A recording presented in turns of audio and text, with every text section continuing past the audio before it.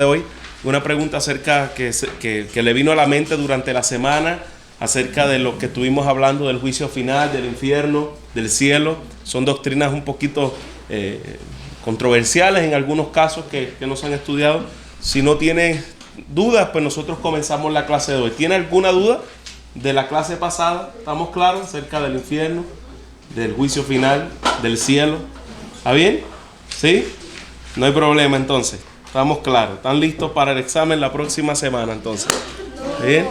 Ya va a haber, ya hay examen de teología sistemática, porque ya llevamos hemos dado como cuatro temas distintos y no quiero acumularlo mucho.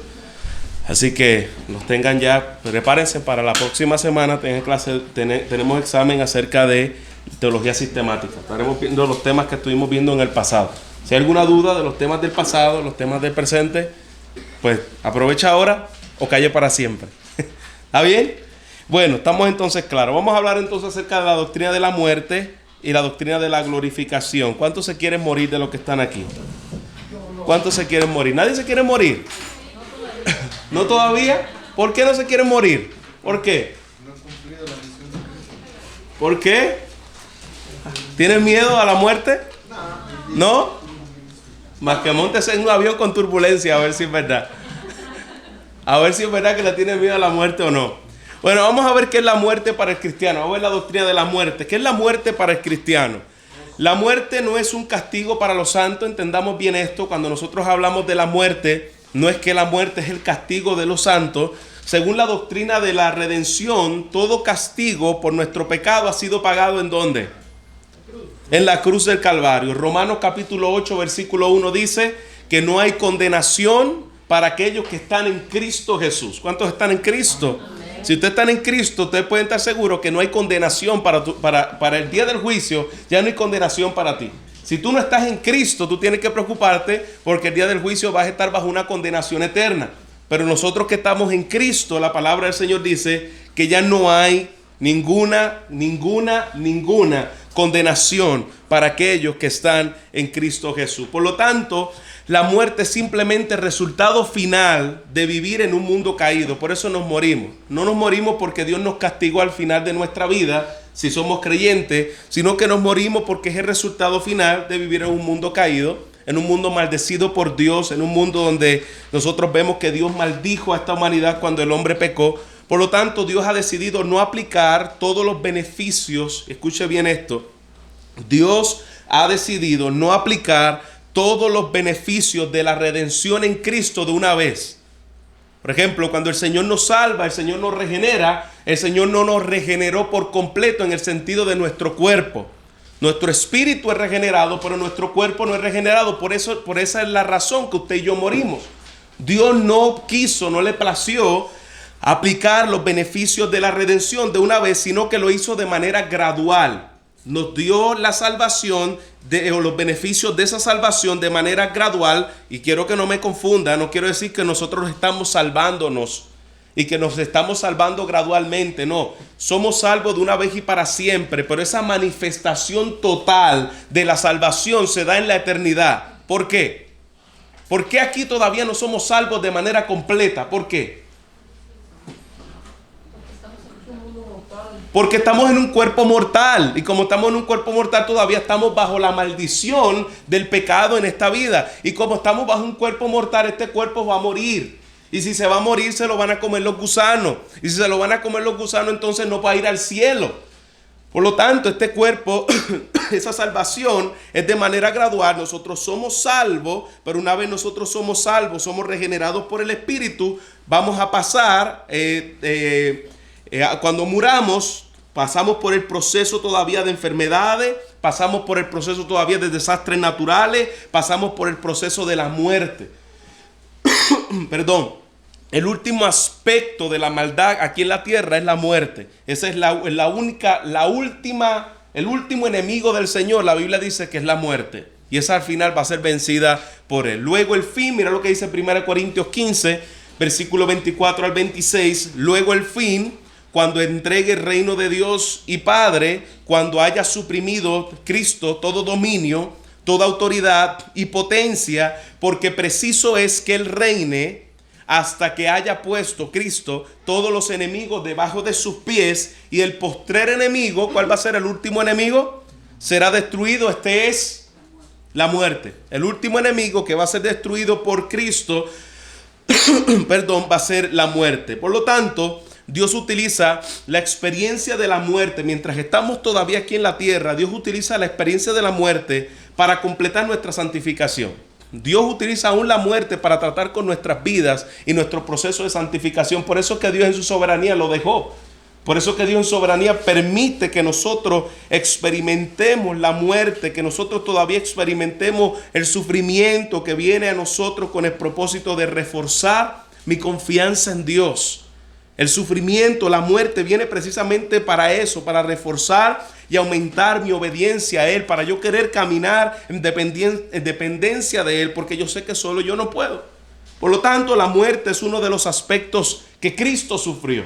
Si Cristo sufrió la muerte, todos los que estamos aquí nos vamos a morir. Hoy estamos aquí y gracias a Dios por eso estamos tomando clases. Algunos son más jóvenes, tienen 14, 13 años. Otros somos menos jóvenes, tenemos entre 25 y 30. Otros son menos jóvenes todavía y tienen entre 45 y 60, ¿verdad? ¿Dónde están los sesentones aquí? Levanten su mano. No hay ninguno. Mira, sí, hay uno por ahí. Gloria a Dios por eso. Aquí hay de todo un poco. 13, 14, 30, 40. Pero yo quiero que usted sepa que ninguno de los que estamos aquí estamos exentos de que algún día no vayamos a presentarnos ante la muerte. Sea que tengamos 80 y estemos corriendo ya en nuestro reloj adelantadito, o como que tengamos 13, ninguno de los que está aquí está libre de que nosotros podamos morir. Todos nos enfrentaremos a la realidad de la muerte. La muerte es uno de los aspectos que Cristo vivió y que nosotros también vamos a pasar. Mira lo que dice Filipenses 3:10. A fin de conocerle. Mira por qué la muerte es necesaria para que nosotros seamos perfeccionados en Él. A fin de conocerle, decía el apóstol Pablo, el poder de su resurrección. ¿Por qué tenemos que morir? Porque Cristo murió. Y como Cristo murió, Cristo también resucitó. Por lo tanto, a fin de conocer y el poder de su resurrección y participación y sus padecimientos, llegando a ser semejantes a Él en su muerte. Tenemos que semejarnos a Él y la forma en que nos vamos a asemejar a Él es pasando por la muerte que Cristo también pasó. Cristo murió y nosotros también tenemos que morir. Conforme a mi anhelo, dice Pablo, mi esperanza, en nada seré avergonzado. Antes bien, con toda confianza, como siempre, hasta ahora también será magnificado Cristo en mi cuerpo, sea por vida o sea por muerte. Sea por vida o sea por muerte, Cristo va a ser magnificado en mi cuerpo. Así que con la muerte nosotros glorificamos a Dios, de igual forma que con la vida nosotros también glorificamos a Dios. ¿Está conmigo entonces? ¿Sí? La muerte no es un proceso natural. Cuando nosotros hablamos de la muerte no es algo que es como si nosotros estuviéramos haciendo algo, comiendo algo que nosotros disfrutamos. La muerte no es un proceso natural. ¿Por qué? Porque la muerte no está bien. Por eso es que ese proceso que se da cuando nosotros perdemos a un ser querido es tan desgarrador. Es algo que nuestra mente, nuestro ser no lo puede superar. No hay consejo que pueda aliviarnos el dolor. No hay abrazo que pueda ayudarnos en el dolor, porque es un dolor sobrenatural. La muerte no era parte del plan de Dios. Claro está, del plan revelado de Dios. Cuando Dios hizo a Adán, no lo hizo con muerte. Dios no hizo a Adán para morir. Claro, por causa del pecado, entonces vino la muerte. Entonces nosotros conocemos la voluntad revelada de Dios, y en la voluntad revelada de Dios en su palabra no estaba el hombre para morir. Por lo tanto, la muerte no fue la intención en la creación de Dios y es parte de lo que Cristo vino a culminar aquí en la tierra. Por eso duele tanto. El dolor de la muerte es algo inexplicable, porque cuando tú experimentas eso, tú sabes que este no era el plan de Dios. Nosotros sabemos que por causa de que el plan revelado de Dios así lo establece, pero hay un plan de Dios soberano. Estaba parte del plan soberano de Dios que la muerte iba a entrar, pero no era parte del plan revelado de Dios, y por lo tanto dice su palabra que Él vino a librar a los que por el temor a la muerte estaban durante la vida sujetos a la servidumbre. Él vino a librar a los que por el temor a la muerte estaban durante toda la vida sujetos a la esclavitud. Primera de Corintios dice, y el postrer enemigo, que ya lo leímos anteriormente, que será destruido, será la muerte. Por lo tanto, la experiencia de la muerte completa nuestra unión con Cristo. A través de la muerte, nosotros completamos esa unión con Cristo. Todo esto que nosotros acabamos de ver y acabamos de recapitular, nos dice que la meta del mundo de perseverar la vida sobre todas las cosas no es la meta máxima de un cristiano. Algo que caracteriza a la gente del mundo es conservar su vida. Nadie se quiere morir. Tú nunca ves a alguien, a menos que esté pasando por una depresión, o a menos que esté pasando por un momento difícil, en el cual ahí sí casi todo el mundo se quiere morir. Ay, Señor, quítame la vida. Ay, Señor, yo no quiero vivir en medio de una depresión. Pero una persona en su cabalidad, en sus 5 sentidos cabales, no quiere morirse, porque por naturaleza el hombre no se quiere morir. Así que la obediencia a Dios, la fidelidad a Él en todas las circunstancias, es más importante para nuestra vida que la misma vida. Alguien te dice, la vida es lo más importante, la salud es lo más importante de todo. Pues fíjese algo, la vida sí es importante porque Dios nos la dio. La salud es importante porque Dios es quien la da, pero eso no es lo más importante de tu vida. Lo más importante de tu vida es la obediencia y la fidelidad a Cristo, por encima de tu salud, por encima de tu vida. Porque si fuera por eso, Pablo no hubiese salido de su casa y hubiese muerto como él murió. Pablo no estimaba su vida por encima de su salud. No estimaba su vida por encima de la obediencia a Cristo. Pablo no estimaba su salud por encima de la fidelidad a Cristo. Pablo tenía a Cristo por encima de todas las cosas, y esa debe ser la motivación que guíe a nuestras vidas. Esa es la motivación que guía a los mártires. Si la vida es lo máximo, y nosotros a veces hasta hacemos canciones de la vida, gracias a la vida que me ha dado tanto. Hermano, la vida no te ha dado nada, todo lo que usted tiene se lo dio Dios. Entonces la vida y la muerte le pertenece al Señor. Así que nosotros no podemos pensar que mi vida vale más por encima del propósito de la fidelidad y de la obediencia a Cristo. Los mártires entendieron bien esto. Y cuando los mártires pudieron entender que Cristo era por encima de sus vidas, por eso ellos morían clavados, crucificados, morían en estacas quemados, morían ahogados, morían traspasados por la espada, morían decapitados, porque ellos entendían lo que realmente significaba Cristo para ellos. Cristo era su vida. Mira cómo los mártires del pasado, los hombres del pasado, vieron su vida y la muerte a la luz de Jesucristo. Y si nosotros viéramos esto así, nosotros salíamos de aquí con deseos de morirnos, en el buen sentido de la palabra. No es una depresión. Ay, Señor, mi esposo me dejó, llévame contigo. No puedo pagar la casa, llévame contigo. No puedo pagar el carro, llévame, Señor. Entonces, esas áreas en las que nosotros queremos morirnos, ¿no? Pero nadie está contento y feliz en su casa, teniendo su buen estilo de vida y su buena bienestar aquí, diciendo, ay, Señor, llévame. Pero estos hombres sí, estos hombres entendían que Cristo era merecedor de que ellos dieran su vida, y no solamente su vida, que ellos también dieran su muerte. Mira cómo dice Hechos capítulo 21, versículo 13. Entonces Pablo respondió, ¿qué hacéis llorando y quebrantándome el corazón? A Pablo le acababan de dar una noticia. Y era un profeta Agabo, y el profeta le había dicho, ¿sabes qué? Te van a azotar, te van a amarrar las manos y te van a matar. Cualquiera de nosotros hubiese decidido, yo no voy a ningún lugar.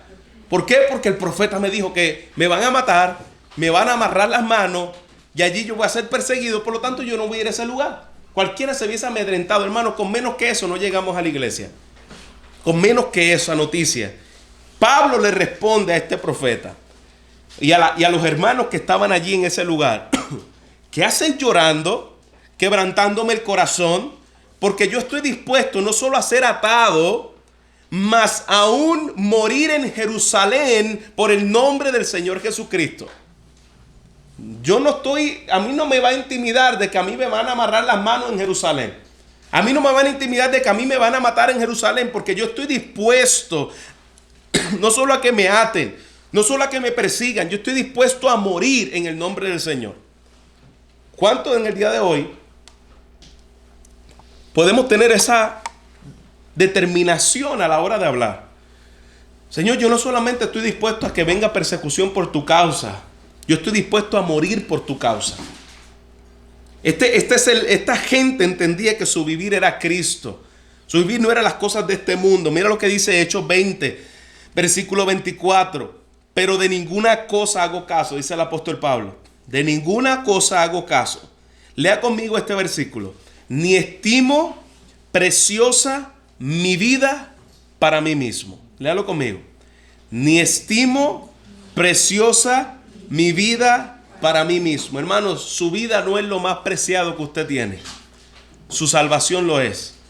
Cristo lo es. No es tu vida, es Cristo. Pablo entendía, yo no estimo mi vida preciosa para sí mismo. El problema en el día de hoy de la iglesia es que le han enseñado a la gente a estimarse demasiado. Tú eres la estrella, tú eres el exitoso, tú eres el centro del universo. Y Pablo dice, yo no estimo preciosa mi vida para mí mismo.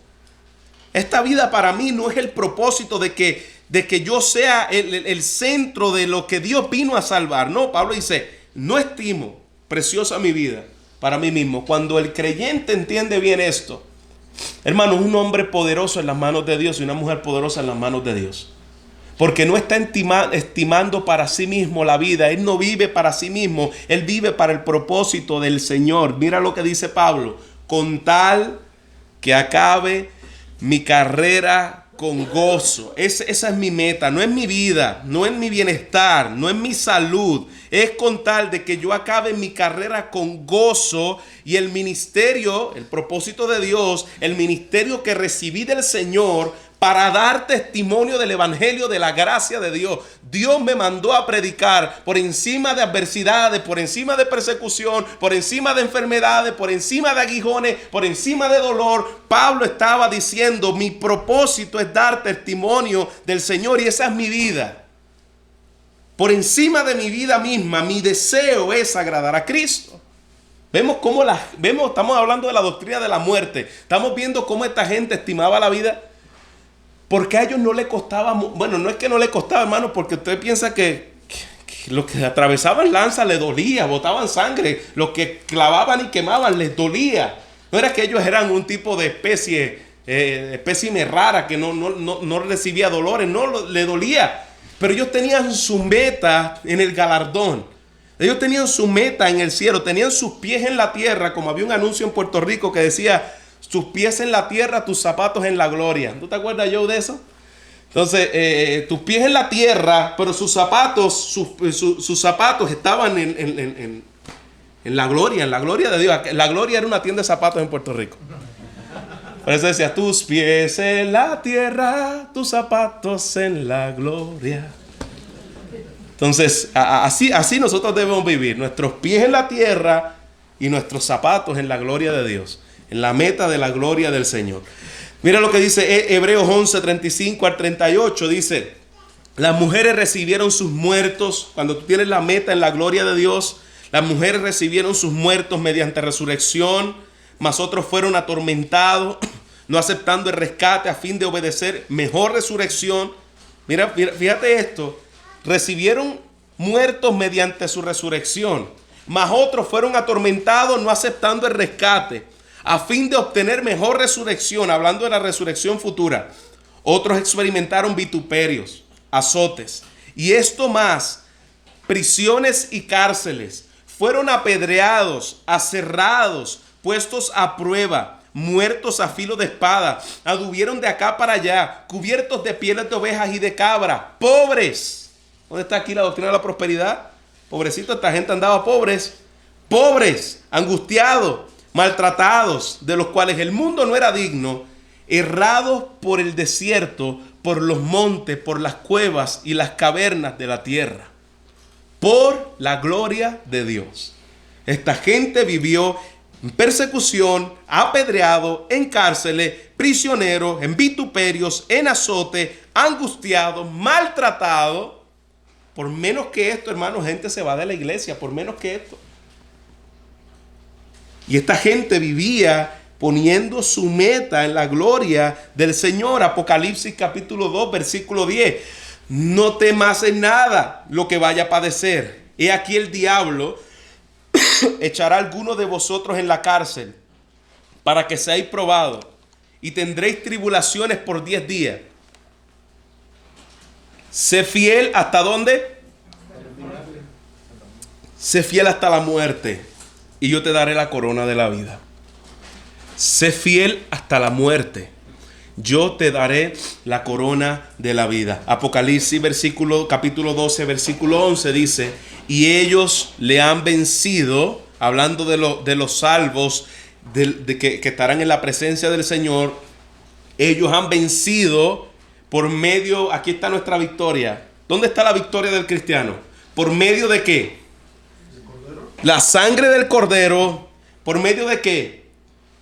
De la palabra del testimonio, y menospreciaron sus vidas hasta la muerte. ¿Tú quieres ver un cristiano victorioso? Un cristiano victorioso es alguien que conoce la obra de la sangre de Cristo en su vida. Un cristiano victorioso es una persona que conoce el poder de la palabra de Dios en su vida. Y un cristiano victorioso es alguien que no se ama a sí mismo y dice su palabra, menosprecia su vida hasta la muerte. Esta vida no es lo más que yo quiero ganar. Aquí yo no quiero ganarme todo. Es más, aquí no debemos procurar ganarnos cosas de esta vida. Esa no debe ser nuestra meta. Menospreciaron sus vidas hasta la muerte. Un verdadero creyente es alguien que ama más la gloria de Dios que su propia vida, y menosprecia su vida si es necesario, por la gloria de Dios. Menosprecia su vida si es necesario, por la gloria de Dios. ¿Va conmigo? ¿Cómo entonces debemos pensar de la muerte? De acuerdo a lo que vemos, cómo estos hombres, estos mártires vivieron a la luz de la eternidad, ¿cómo nosotros debemos pensar de la muerte? Nuestra propia muerte en el Nuevo Testamento nos enseña a no ver nuestra muerte con temor. Por eso les dije, ¿cuántos se quieren morir? Y muy pocos dijeron amén. Muy pocos dijeron amén, pero nosotros debemos entender que nuestra muerte nosotros no la debemos ver con temor. Nuestra muerte nosotros la debemos ver con gozo. El momento en que nosotros partamos a la presencia del Señor es un gozo. ¿Por qué? Porque nosotros le estamos diciendo al Señor, ¿cuántas veces no le hemos orado? Señor, yo quiero estar contigo en tu presencia.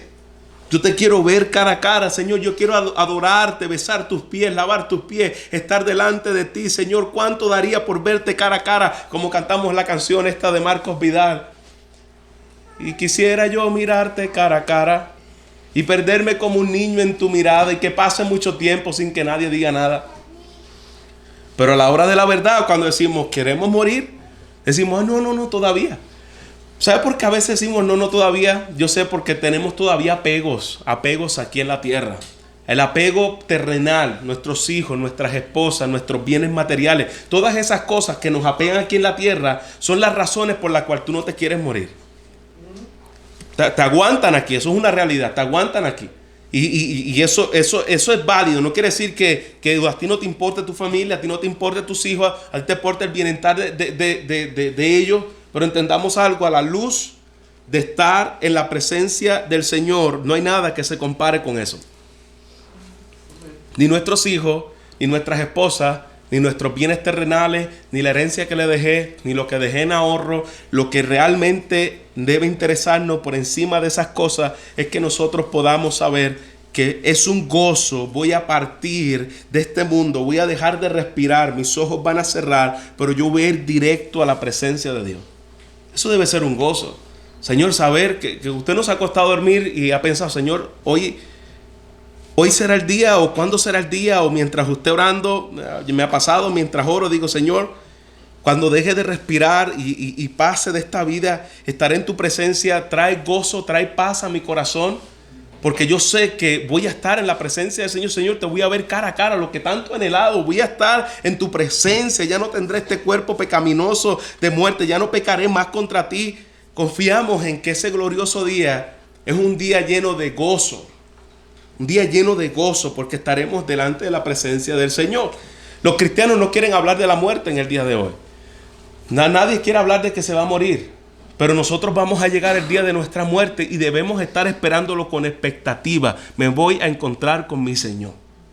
Noel. Cuando pensamos en la muerte, cuando no queremos morir porque nos apegamos a este mundo, también incluye nuestros propios pecados que estamos cometiendo o la vida que estamos llevando también. También. No quieres llegar allá porque pues a muerte estás viviendo una vida. Claro. una vida en pecado, digamos. Eso es yéndonos al otro extremo. Hay gente que puede estar viviendo todavía una vida santa, pero todavía se apega a las cosas de este mundo. Pero hay gente que le tiene temor a la muerte porque todavía no sabe si va a la presencia de Dios o no.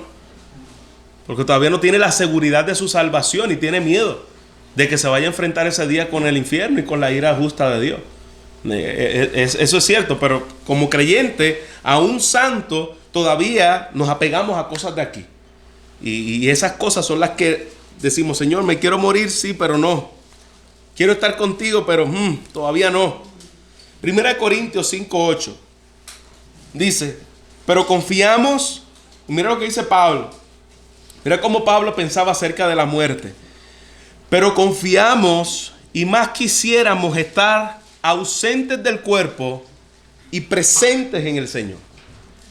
Si tú le preguntabas a Pablo fuera uno de los estudiantes de aquí en el día de hoy, y le decía, como le hice la pregunta en el inicio de clase: ¿cuántos de los que están aquí se quieren morir? Pablo hubiese levantado la mano.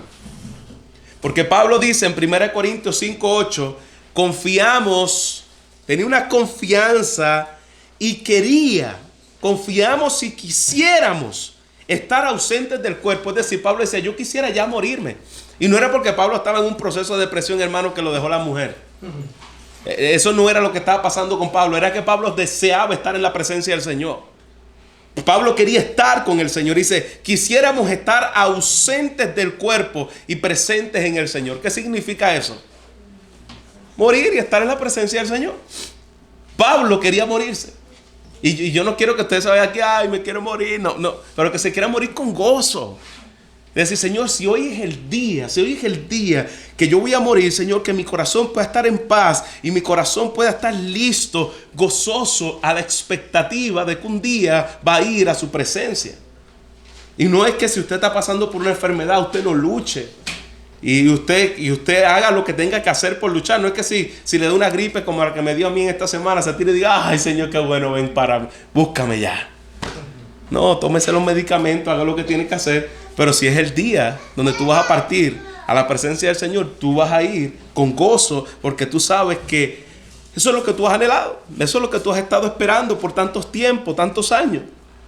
Filipenses 1:21-23 dice: porque para mí el vivir, aquí está lo que ¿por qué Pablo se quería morir? Porque para mí el vivir es Cristo. Para mí el vivir no es mi trabajo. Para mí el vivir no es mi esposa. Para mí el vivir no es mis hijos. Y yo sé que a veces nosotros amamos a nuestros hijos. Yo sé que nosotros amamos a nuestras esposas, hermanos, pero tu vivir no debe ser tus hijos. Y a veces nosotros ponemos: Él es el tesoro de mi alma. Cuidado, porque donde está tu tesoro, y yo sé que usted lo dice bien, y lo dice inocentemente: mis hijos son mi tesoro, sí, pero donde está tu tesoro también es tu corazón. Y hay gente que no viene a la iglesia por sus hijos, porque sus hijos los dominan. Dicen: no, yo no quiero ir a la iglesia, y sus hijos, y se quedan en su casa, porque sus hijos son los dueños de su alma y de su vida. Y yo no sé qué yo me haría sin mi hijo. Cuidado, porque tu hijo está tomando un lugar que no le corresponde. Para mí el vivir no es mis hijos. Para mí el vivir no es mi esposo. Para mí el vivir no es mi trabajo. Para mí el vivir no es el ministerio. Para mí el vivir es Cristo, decía el apóstol Pablo. Y el morir es ¿qué? Ganancia. Mientras vivo, vivo para Cristo. Y si me muero, gané. Logré lo que yo quería. Si me muero, logré lo que yo quería, dice el apóstol Pablo. Morir es ganancia. Yo gano cuando muero. ¿Por qué? Porque mientras yo vivo para Cristo. Y cuando muero, pues voy a estar en Cristo, que era por quien yo vivía. Pero eso es ganancia. Mientras yo esté en esta tierra, el morir es Cristo. El vivir es Cristo, perdón. Y el morir es ganancia. Más, si el vivir en la carne resulta para mi beneficio de la obra. Mira lo que es, cómo veía Pablo esta vida. Y yo quisiera que estas palabras del apóstol Pablo se impregnaran en nosotros en el día de hoy. Más, si el vivir en la carne resulta para mi beneficio para mí en beneficio de la obra. Pablo dice: mientras yo esté aquí, si el vivir aquí en esta carne, todavía estoy vivo, resulta para que el reino de Dios se siga extendiendo para el beneficio de la obra, no sé entonces qué escoger. Pero dice, no sé qué coger. Pues sí me quiero morir porque porque voy a estar con Cristo, pero si mientras tanto yo estoy aquí, y mira lo que él tenía en mente, el vivir. Si yo te preguntara por qué tú quieres vivir, dime 5 razones por las que tú no te quisieras todavía morir. ¿Qué usted me diría? No me conteste, pero ¿qué usted me diría? 5 razones por las cuales todavía tú le dirías, Señor, todavía déjame aquí en la tierra. 5 de ellas. Y yo sé, se lo digo porque pues uno tiene sentimientos, uno ha pasado por ahí. Y recuerdo una vez que estaba hablando con mi mamá y me senté. Usted sabe que mi mamá está pasando por una enfermedad difícil en su vida. Y yo le decía a mi mamá, si el Señor te dijera, ¿para qué tú quieres que yo te sane? ¿Qué tú le dirías al Señor? Y yo sé que muchas veces decimos, no, pero Señor, déjame ver mis nietos. Yo quisiera ver mis nietos. Yo quisiera ver mis hijos crecer. Yo quisiera, Señor, dejarle un bien bienestar a mis hijos. Déjame eso, Señor. Déjame ver crecer a mis hijos. Déjame ver crecer a mis nietos. Esas no son las motivaciones correctas. No es que eso sea malo. No es que eso sea pecado. Pero esas no son las motivaciones correctas. Porque Pablo lo decía, mas si el vivir en la carne resulta en que yo puedo ver a mis hijos crecer y ser abuelo, no sé entonces qué escoger. ¿Eso es lo que dice Pablo? Porque si vivir en la carne resulta para mí el beneficio de la obra de Dios, no sé entonces qué escoger. Porque de ambas cosas estoy puesto en estrecho, teniendo deseo de partir y estar con Cristo, lo cual es muchísimo mejor. Pablo decía, mientras yo esté aquí, mi mayor deseo es que la obra del Señor se siga extendiendo y que Dios me use para su gloria. Pero mientras si Dios decide entonces llevarme y teniendo el deseo de partir y estar con Cristo, lo cual es muchísimo mejor. Que esta sea la razón por la cual nosotros vivamos. Mientras estoy aquí, Señor, úsame para tu gloria, úsame para tu reino. Pero yo sigo teniendo el deseo de partir con Cristo. Y Pablo dice, estar con Cristo es muchísimo mejor que estar aquí. Usted puede entender eso. Usted cree eso, hermano. Usted lo puede creer. Yo oro al Señor que nosotros lo podamos creer. Que salgamos de este lugar diciendo, Señor, estar con Cristo es muchísimo mejor.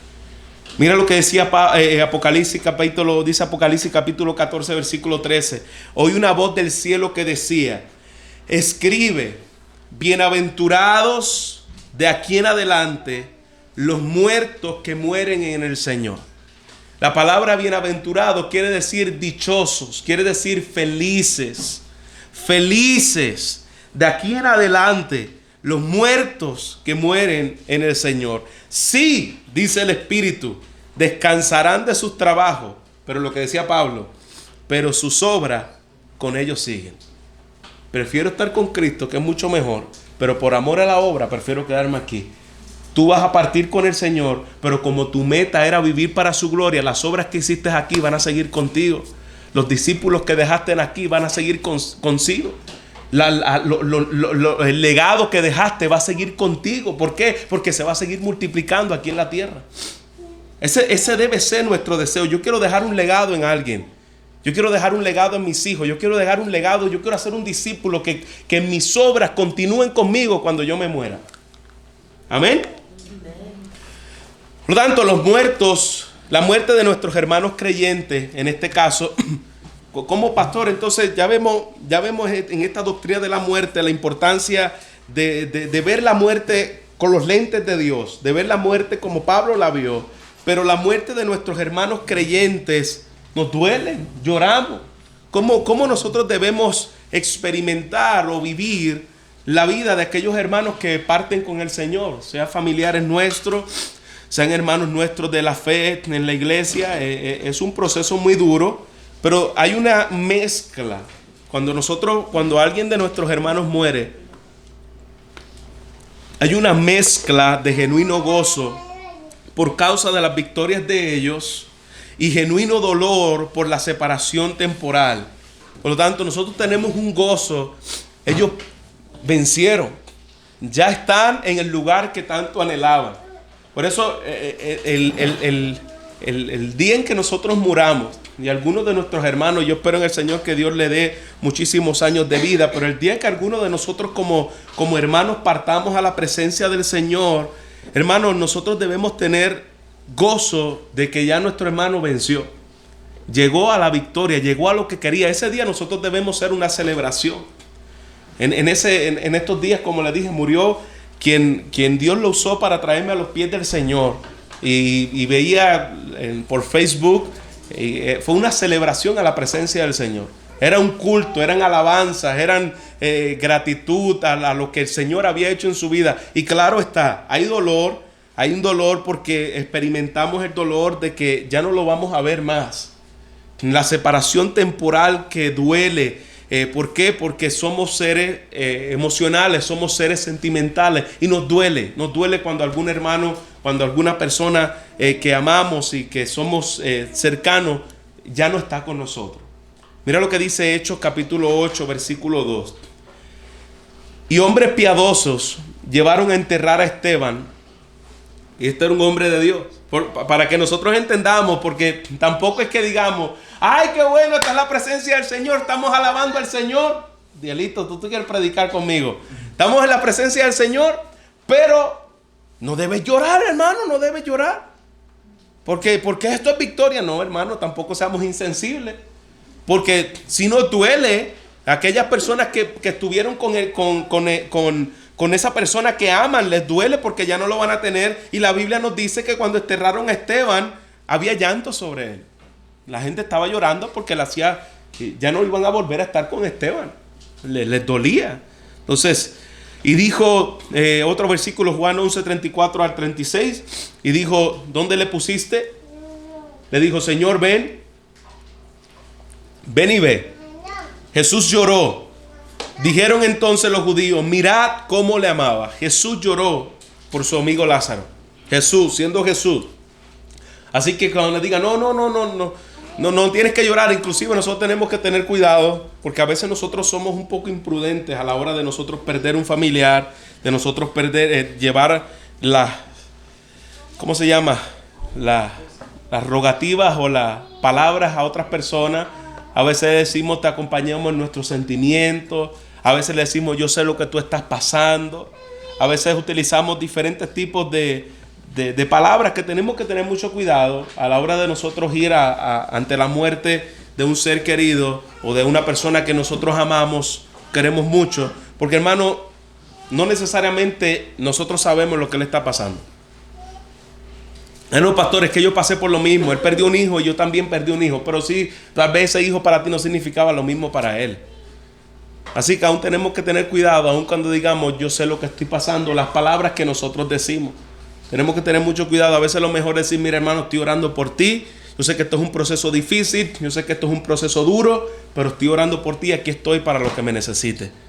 En vez de utilizar palabras que tal vez puedan ser ofensivas a la hora de llevar un consuelo a la persona. Va a llegar un momento que tal vez le tenga que dar un versículo bíblico, sí. Va a haber un momento tal vez en que le puedas abrir la palabra y lo puedas consolar, sí. Pero cuidado con llegar, en vez de ser un hombro para que aquella persona pueda llorar, y llegar y que le demos un sermón a primera mano. Hermano, la Biblia dice que Dios es soberano y que Dios está en control de todo. Hermanos, si tú eres creyente, tú lo sabes. Tú lo sabes. Yo lo sé, pero me duele. Yo sé que Dios es soberano, pero me duele la pérdida de mi ser querido. Yo sé que Dios es soberano, pero mi corazón está destrozado y yo necesito el consuelo de Dios. Entonces tengamos cuidado de nosotros irnos a los extremos a la hora de nosotros ir a llevar consuelo, alguna condolencia a nuestros hermanos. En Hechos capítulo 20, versículo 37 al 38 dice, entonces hubo gran llanto de todos. Aquí vemos que sí hubo un momento dado que hubo gran llanto de todos, y echándose el cuello de Pablo le besaban, diciéndose en gran manera por la palabra que dijo que no verían más su rostro. Es decir, que Pablo iba a morir, y le acompañaron en el barco. Allí hubo un griterío. Dice, hubo gran llanto. 1 Tesalonicenses 4:13 dice, tampoco queremos, hermanos, que ignoréis acerca de los que duermen, acerca de los que mueren, para que no os entristezcáis como los otros que no tienen esperanza. Yo no sé cuántos de ustedes han ido a cementerios, a funerales, en el cual a veces nosotros como hispanos somos muy expresivos. Usted ve el funeral de un americano y usted ve el funeral de un hispano, hermano, es totalmente diferente. El hispano casi le dice, échame la tierra a mí, y se mete en el hoyo. Dice, yo me quiero morir, y nos volvemos demasiado expresivos. Pues Pablo está diciendo, hermano, no es que no llores, pero tampoco es que lo haga como aquellos que no tienen esperanza en Cristo. Si tú eres un hijo de Dios, sí nos va a doler, sí vamos a llorar, sí necesitamos el consuelo urgente de Dios, pero yo no quiero que tú ignores acerca de los que duermen, para que tengamos una tristeza como los otros que no tienen esperanza. Y yo he visto esos criterios y no quiero decir que está mal, hermano, son muestras de expresión, pero nosotros somos diferentes. También yo he visto funerales donde yo he visto el consuelo de la gracia de Dios en medio de que cuando tú lo mires, tú dices, ¿cómo esa persona puede estar de pie? ¿Cómo esa persona todavía puede permanecer firme con una tragedia tan grande? ¿Por qué? Porque dice su palabra que no os entristezcamos como aquellos que no tienen esperanza. Nosotros tenemos esperanza en la gloria del Señor futura. Dice su palabra, quien murió por nosotros para que ya sea que velemos o que durmamos, vivamos juntamente con Él. Ya sea que muramos o ya sea que vivamos juntamente con Él. Y Salmo capítulo 116, versículo 15, dice la palabra acerca de los que mueren en Cristo. Estimada es a los ojos de Jehová la muerte de los santos. Es una estima. Cuando nosotros morimos, a los ojos de Dios, la muerte de los santos. Pasamos a lo que nosotros podemos decir a nuestra graduación. Ese es el día en que nosotros nos graduamos. El día en que pasamos a ser coronados. El día que pasamos a la presencia eterna del Señor. A diferencia de la muerte del incrédulo. Tenemos esa esperanza de gloria en la muerte de los santos, pero a diferencia de la muerte de los incrédulos. Aunque nosotros pensemos, como nosotros vemos en la mayoría de los funerales que usted ha ido, que tal vez ha sido de amigos católicos, romanos, yo sé que a la mayoría de los funerales que usted ha ido, ¿a qué funeral usted ha ido que lo han enviado a la persona para el infierno? ¿Ha ido a algún funeral así? Que diga, este hermano, bueno, no es hermano, porque le diga, bueno, esta persona lamentablemente en el día de hoy está en el infierno. Usted nunca ha ido a un funeral así. Yo nunca he ido a un funeral así. Todos los funerales que nosotros vamos, la persona puede ser, era lo más mala que parió madre, hermano. Ese era mala con su esposa, era malo con sus hijos, era malo con su compañero de trabajo, era un usurero, era un ladrón, era un asesino, pero el día de su muerte todo el mundo dice, tan bueno que era. Nadie es malo cuando tú se mueres. R.C. Sproul le llama justificación por muerte. Todos somos justificados el día en que te mueres, porque el día en que tú mueres todo el mundo es bueno. Y los sacerdotes le echan el agua bendita y los envían directamente al cielo. Por el bautismo que tuviste, vas directamente a la presencia del Señor. O al purgatorio. Pero hermano, entendamos bien esto. Hay gente que dice, pero pastor, ¿quién eres tú para enviar a la gente al infierno? Bueno, yo no soy nadie porque yo no envío a la gente al infierno. Ningún pastor envía a la gente al infierno. Quien envía a la gente al infierno, ¿quién es? Es Dios. Yo no soy nadie para enviar a la gente al infierno, pero yo tampoco soy nadie para enviar a la gente al cielo. Porque la gente no tiene problema con aquellos que se fueron para el cielo. Pues se murió un cantante y ya lo enviaron al cielo. ¿Por qué? Bueno, porque era tan bueno, le dio comida a los pobres y comenzaron a decir todas las cosas buenas que hizo. Pero hermano, ¿qué seguridad tuviste tú, sacerdote, para enviar a sacerdote o pastor, porque caen en la misma liga, para enviar a esta persona al cielo? ¿Tuviste una profesión de fe? Claro está, tampoco estamos para enviarlo al infierno. Pero ¿por qué somos tan ligeros para hacer esas cosas si nosotros haber tenido una certeza? Nos enviamos para el cielo. Pero si alguien dice, no, allí no hubo profesión de fe y tal vez, quién sabe, si no está en la presencia del Señor, tú no eres quien para juzgar. Pero ya tú juzgaste y lo enviaste al cielo. No eres quien para juzgar que se fue al infierno, pero tú sí lo juzgaste y lo enviaste a la presencia del Señor y nadie tuvo problema. Entonces tenemos que tener cuidado con eso. Y también tenemos que tener cuidado cuando muere un incrédulo. La pena que sentimos es diferente, pues es imposible tener la certeza que en el último momento esta persona vino a los pies del Señor como su Salvador personal. Entonces tenemos que tener cuentas por eso, y nos duele, es un dolor que nos embarga de manera mayor. Por lo tanto, es incorrecto también darle falsas esperanzas a los familiares respecto a la salvación de la persona en cuestión. Nosotros, por tratar de traer un consuelo, damos falsas esperanzas.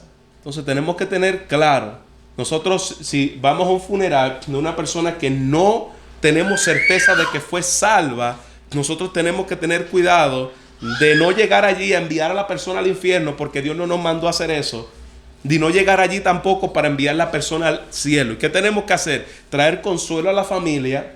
Y si hay familia que es creyente ahí, consolarlos en el temor del Señor, en la soberanía de Dios, en el cuidado de Dios en su vida, y dejar en las manos del Señor, que es justo, bueno y santo, el destino final de esa persona que está ahí. Aproveche ese momento para hablarle a los vivos, no hable del muerto, porque los que están vivos ahí tienen oportunidad de que puedan escuchar el mensaje del Señor. Dios en su soberanía perfecta sabe dónde lo llevó.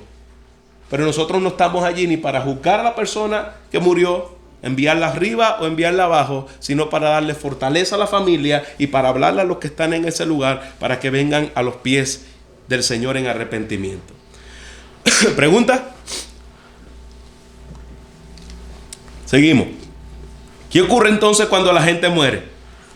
El alma de los creyentes va inmediatamente a la presencia del Señor. Inmediatamente que usted muere, el alma de usted va a la presencia del Señor. La muerte es una cesación temporal de la vida en este cuerpo. Escuche bien, no de la vida en este cuerpo. Y una separación del cuerpo físico y el ser espiritual. Hay una separación de este cartucho al ser espiritual que mora dentro de nosotros. Entonces hay una separación del cuerpo físico y del ser espiritual. Y el alma del creyente inmediatamente va a estar con el Padre. Si tú eres salvo, en el momento en que tú eres salvo, y mueres en ese momento, tú vas inmediatamente a la presencia del Señor. ¿Cómo lo sabemos? Por la palabra de Dios. Segunda de Corintios 5:8 dice: pero confiamos y más quisiéramos estar ausentes en el cuerpo. Y cuando tú estás ausente en el cuerpo, ¿dónde estás? Si eres creyente, presentes en el Señor. Si tú eres creyente en el momento que tú estás ausente del cuerpo, tú estás presente en el Señor. Para que de ambas cosas, como acabamos de leer, estoy en estrecho, teniendo deseo de partir y estar con el Señor, lo cual es muchísimo mejor. Pablo decía: en el momento en que yo parto, tú vas a la presencia de Dios. Entonces Jesús les dijo: de cierto os digo, al ladrón en la cruz, de cierto te digo que hoy estarás conmigo en el paraíso. El ladrón murió, inmediatamente que el ladrón murió, estará conmigo en el paraíso. Fue a la presencia del Señor. Hebreos 12, versículo 23. A la congregación de los primogénitos que están escritos en los cielos, a Dios el juez de los espíritus de los justos hechos perfectos.